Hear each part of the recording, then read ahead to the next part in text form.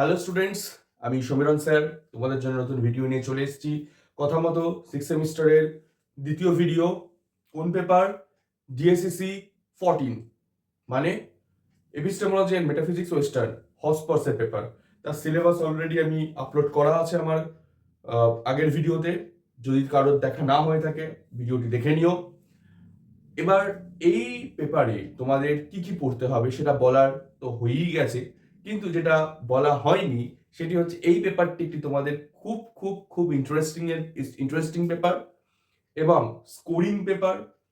তার ছাড়াও যেটি বলার সেটি হচ্ছে এই পেপারটিতে তোমার সাজেস্টিভ জায়গাটা প্রচুর, কারণ এখানে তোমার কিছু কোয়েশ্চেন্স কমন আছে, কিছু চ্যাপ্টার কমন আছে যেখান থেকে কোয়েশ্চেন আসবেই আসবে, এবং আমি চেষ্টা করব সেই জায়গাগুলোতে ফোকাস করা, তোমাদের সেই জায়গাগুলোই দেখা এবং সেই জায়গা সংক্রান্ত ভিডিও আপলোড করার।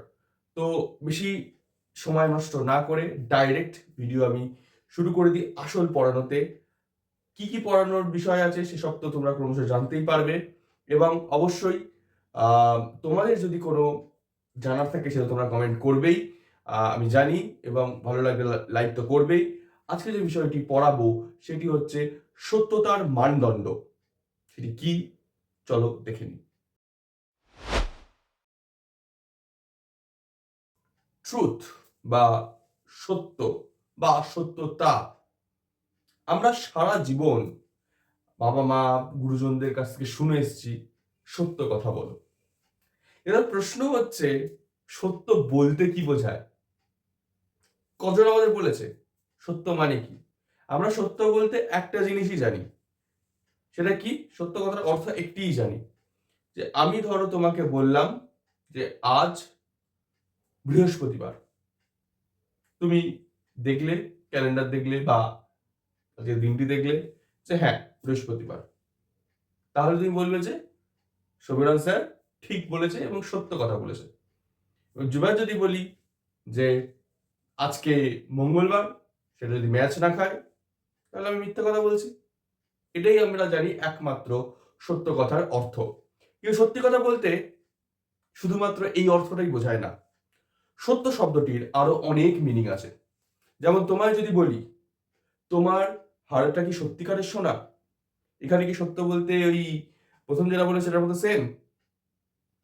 বা আমি যদি বলি যে সে সত্যি সত্যির একটা গায়ক, সত্যিকারের একজন গায়ক, তাহলে কি তিনটে সেম হলো? যে প্রথম তিনটে সত্যি শব্দটা ব্যবহার করলাম। প্রথম ক্ষেত্রে সত্যিটা যেটা বলেছিলাম যে আজকে বৃহস্পতিবার, সেটা বাস্তবের সাথে মিল খেলে সত্য। দ্বিতীয় যে সত্যটা বললাম, তুমি কি সত্যিকারের খাঁটি সোনার গয়না পরে এসছো, সত্যিকারের সোনার গয়না পরে এসছো, এখানে সত্যি কথাটা খাঁটি অর্থে ব্যবহার করা হয়েছে, অর্থাৎ খাঁটি সোনা। আবার কাউকে বলে তুমি সত্যি একজন গায়ক, তখন তার গুণগান করা হচ্ছে, তার গানের কোয়ালিটির গুণ আছে, এইটি বোঝানো হচ্ছে। তো সত্য এই শব্দটা আমরা একটা মাত্র অর্থে ব্যবহার করি না, আমরা অনেক রকম অর্থে ব্যবহার করি। তো এইটা তোমাদের পরীক্ষায় দেয়, যে বাক্য দিয়ে দেয়, যেগুলো বললাম এই রকমই বাক্য দেয়। এটি একটি সত্যিকারের বৃত্ত, এটি একটি সত্যিকারের সোনার আংটি, কিংবা সে তার স্ত্রীর প্রতি সত্যিই অনুগত। এই সমস্ত বাক্যগুলোর মধ্যে সত্য শব্দটা কি অর্থে ব্যবহার করা হয়েছে।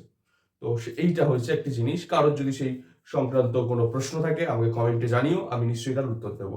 কিন্তু যেটা আমাদের তত্ত্ব বুঝতে হবে সেটা হচ্ছে কি, আমরা যে সত্য বিষয়টা বলছি, একটা বাক্যকে বা একটি বচনকে, বাক্য নয় এখানে বচনেরই সত্যতা নির্ণয় করা যায়, বাক্যের সত্য মিথ্যা আমরা বলতে পারি না, কারণ বাক্য অর্থপূর্ণ হতে পারে, অর্থহীনও হতে পারে, কিন্তু একটি বচন বা প্রপোজিশন সবসময় অর্থপূর্ণ হয়, এবং যেটি অর্থপূর্ণ হয় তারই আমরা সত্য মিথ্যা নির্ণয় করতে পারি। তো কাজেই আমাদের এখানে বচন বলতে হবে। তো একটি বচন কখন সত্য হতে পারে সেটা আমরা কি করে বুঝবো? এই সংক্রান্ত আমাদের কাছে তিনটে মতবাদ আছে। এই তিনটে মতবাদ হচ্ছে, প্রথমে আনুরূপ্যবাদ বা করেসপন্ডেন্স থিওরি, সংশক্তিবাদ বা কোহেরেন্স থিওরি, প্রায়োগিক মতবাদ বা প্র্যাগম্যাটিক থিওরি। এই তিনটে মতবাদই তোমাদের পাঠ্য। এবার আমি দেখি তোমাদের কতগুলো পড়াতে পারি। আজকে আনুরূপ্যবাদটাই পড়াবো, চলো দেখে নিই। অনুরূপতাবাদ বা করেসপন্ডেন্স থিওরি অফ ট্রুথ বলতে কি বোঝাচ্ছে?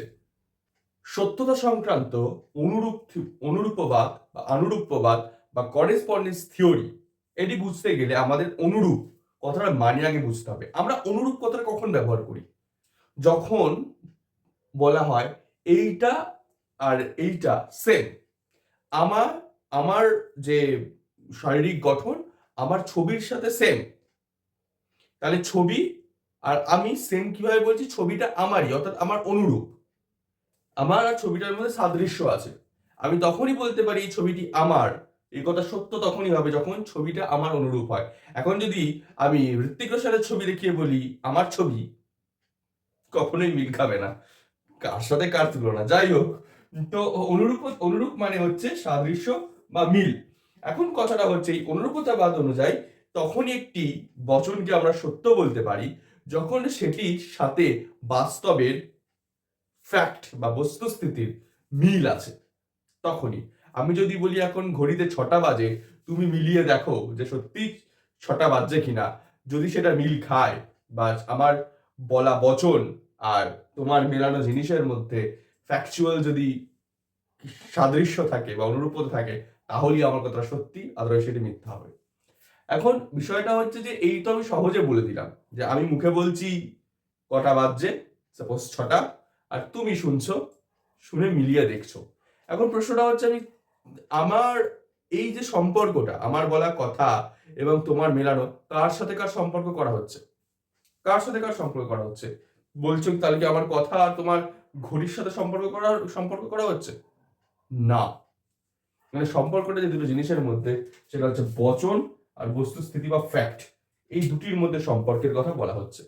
বচন মানে এটা কি? আমি যেটা মুখে বলছি সেটা তো আমার একটি মানসিক অবস্থা। মুখে যেটা বলছি সেটা আমার মাথায় আছে বলে মুখ দিয়ে বার করতে পারছি। এই যে মুখ নিঃসৃত, এটা হচ্ছে বচন। এই বচনের যখন আমি প্রয়োগ করছি, তখন তুমি বা অন্য কেউ সেটা মিলিয়ে দেখছো। কিসের সাথে মেলাচ্ছ? বাস্তবের সাথে বা ফ্যাক্টের সাথে।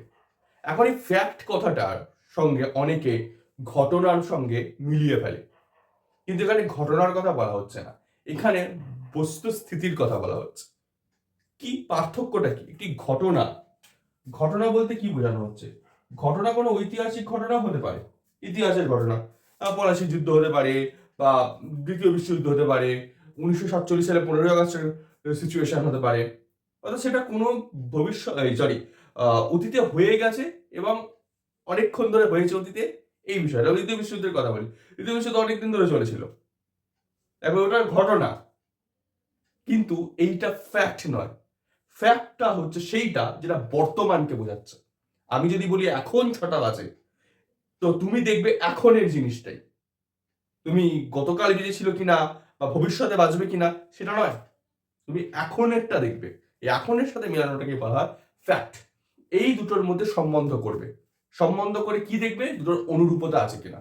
এই দুটোর মধ্যে সম্বন্ধ করবে, করে দেখবে কি মিল আছে কিনা বা অনুরূপতা আছে কিনা। যদি মিল থাকে তাহলে আমার বলা কথাটি সত্য, যদি মিল না পাও তাহলে আমার কথাটা মিথ্যা। এই হচ্ছে অনুরূপতা থিওরি। এবার অনুরূপতার কথা বলতে গিয়ে একটু ভেঙে বলেছে যে অনুরূপতা সত্য তখনই হবে যখন মিল থাকবে, যেটা বললাম।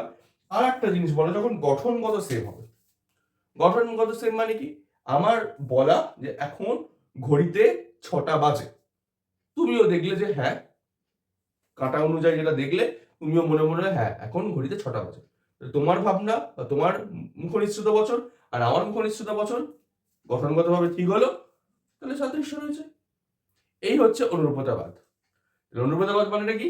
খুবই সহজ জিনিসটা, যে আমার মুখনিসৃত বচন আর ফ্যাক্ট, আমার নয়, যারই বচন হোক, বচন আর ফ্যাক্টের মধ্যে যে সম্বন্ধ, সেই সম্বন্ধের মধ্যে অনুরূপতা থাকে, তাহলেই সেই বচনটি সত্য হবে। এই হলো অনুরূপতাবাদ। কিন্তু এই মতবাদটির সমালোচনা আছে। এই সমালোচনাটা কি? চলো দেখে নিই। এই অনুরূপবাদের অনেক সমালোচনা আছে। দুটো ইম্পর্টেন্ট সমালোচনা তোমাদের আমি বলে দিই, এগুলো অবশ্যই লিখবে। ফার্স্ট অফ অল হচ্ছে যে এটা যদি ধরা হয়, মানে মোটামুটি এটা সবাই মানবে যে সকল স্ত্রী তার স্বামীর প্রতি একটি আবেগপ্রবণ, মানে আবেগ সম্পর্ক রয়েছে, ইমোশনাল অ্যাটাচমেন্ট স্বাভাবিক। স্ত্রীদের তার স্বামীর প্রতি ইমোশনাল অ্যাটাচমেন্ট থাকবে, এটাই খুব স্বাভাবিক। এখন এই কথাটি, এটা কি সার্বিক সত্য, মানে সবার ক্ষেত্রে প্রযোজ্য কথাটা? এখন এই কথাটি সত্যতা কিভাবে বুঝবো? যদি কোনো ব্যক্তির স্ত্রী তার প্রতি আবেগ প্রমাণ হয় তাহলেই সত্য হবে, যদি না হয় তাহলে মিথ্যা হবে। কিন্তু এই আবেগ কথাটা কি কি অর্থে ব্যবহার হতে পারে? যেমন দেখা যায় রাম তার স্ত্রীর প্রতি আনন্দিত, সরি, রামের স্ত্রী তার প্রতি, মানে রামের স্ত্রী রামের প্রতি আনন্দিত, এটাও তো একটা আবেগ। স্বামীর স্ত্রী তার প্রতি ক্রুদ্ধ, এটাও তো একটা আবেগ। এখন রামের ক্ষেত্রে তার স্ত্রী রামকে নিয়ে সুখে শান্তিতে আছে, এটাও একটা আবেগ। আবার শ্যাম, ব্যাপারটা উল্টো হয়ে আছে, যে শ্যামের স্ত্রী শ্যামকে দু চোখে দেখতে পারে না। এখন যদি আমি বলি দুটোই আবেগকেই তো বোঝাচ্ছে, কিন্তু দুটো কি সেম ভাবে সত্য? হ্যাঁ, ক্রোধ আর আনন্দ কি সেম ভাবে সত্য হতে পারে কোনোদিনও? সেম ভাবে তো সত্য নয়। দুটোই কিন্তু আবেগ, বাট এইটা একদিক থেকে সত্য, সেইটা একদিক থেকে সত্য। তাহলে আমি বলতে পারি কি অনুরূপতা থাকলেই সত্য হবে? দুটোরই তো অনুরূপতা রয়েছে, এই আবেগের সাথে এটার অনুরূপতা আছে, আবার এটার সাথে আবেগের অনুরূপতা আছে, কিন্তু এইটার সত্যতা অন্যদিকে, এটার সত্যতা অন্যদিকে। দুটোকে আমরা সেম ভাবে সত্য বলতে পারি না, তাহলে সবসময় অনুরূপতা বক্তব্যটি চলে না। আবারও আরেকটা এক্সাম্পল দেওয়া মানে আরেকটা সমালোচনা রয়েছে, যেটা প্রথমে বলেছিলাম যে গঠনগত দিক থেকে এক হতে হবে। বলেছিলাম 6টার উদাহরণটা দিই। গঠনগত দিক থেকে মানে কি? ধরো বিয়ের বাড়ি, বি যে বাড়িতে থাকে সেই বাড়িটা এ আর সি এর বাড়ির মাঝখানে, ঠিক আছে? আবার ডি যে বাড়িটায় থাকে সেটা ই আর এফ এর বাড়ির মাঝখানে। দেখতে তো দুটো সেমই, অর্থাৎ বচন দুটো দেখতে সেম, গঠনগত দিক থেকে সেম, কিন্তু আমি কোনোদিনই বলতে পারি না দুটো সেম অর্থ বহন করছে। কারণ বি হয়তো থাকে হচ্ছে ধরছি কলকাতায়, আর ডি থাকে বর্ধমানে। এই কথাটা কলকাতার জন্য সত্য আর এটা বর্ধমানের জন্য সত্য। দুটো দুটো সত্যতা অনুরূপ ভাবে দেখতে হলেও দুটো সত্যতা কিন্তু সেম নয়। এই কথাটা বি এর জন্য সত্য, এই কথা ডি এর জন্য সত্য। কাজেই দুটোর অনুরূপ মানে গঠন হলেই দুটো সত্য হবে তা কিন্তু নয়। এই হলো দুটো সমালোচনা। আশা করছি তোমরা বুঝতে পেরেছো। এটাই ছিল সত্যতা সম্পর্কে অনুরূপবাদ। হসপস পেপারটা এইরকমই কিছু গুরুত্বপূর্ণ এবং ইন্টারেস্টিং বিষয় নিয়ে আছে। তোমাদের পরের ভিডিওতে আরো কিছু জিনিস শেখাবো, জানাবো। আশা করছি আজকের বিষয়টি বুঝতে পেরেছো। বুঝতে পারলে কমেন্ট করে দিও, ভালো লাগলে একটি লাইক করে দিও, কোনো অসুবিধা থাকলে কমেন্টে জানিও। এরকম ভিডিও দেখার জন্য সন্নিধি কোচিংকে ফলো করো, সাবস্ক্রাইব করো, লাইক, শেয়ার, কমেন্ট সবকটা চাই। আজকের ভিডিওটা এতটাই ছিল। অসংখ্য ধন্যবাদ দেখার জন্য।